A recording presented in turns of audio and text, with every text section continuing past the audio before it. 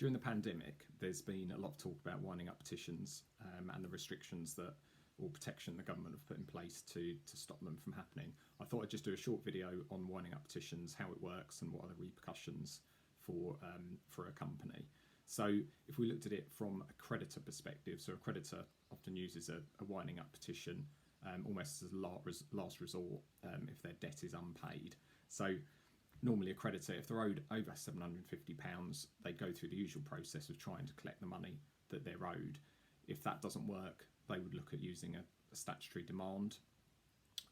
If that isn't satisfied, then the winding up petition is that last resort. Normally you'd find them going to a solicitor to get the petition prepared. That petition is then filed at court. The court will endorse the petition, set a hearing date at which time that petition is to be heard. The winding up petition is then served on the company that owes the money. Now, it's a critical time for a company if it's been served with a winding up petition, because there are repercussions of that. So after service, if 7 days elapses, that winding up petition and the hearing could get advertised in the London Gazette. Now, the repercussions of that are often banks will freeze the bank account. You'll find that it will appear in credit records as well. So you might find that suppliers will start putting accounts on stop. So it's really disruptive to the company. Now, the hearing will take place, at which time the petition is heard, and sometimes, if there's reason to, then the court might adjourn that particular hearing if the company that owes money is looking at ways of trying to settle that debt or payment proposals or other plans.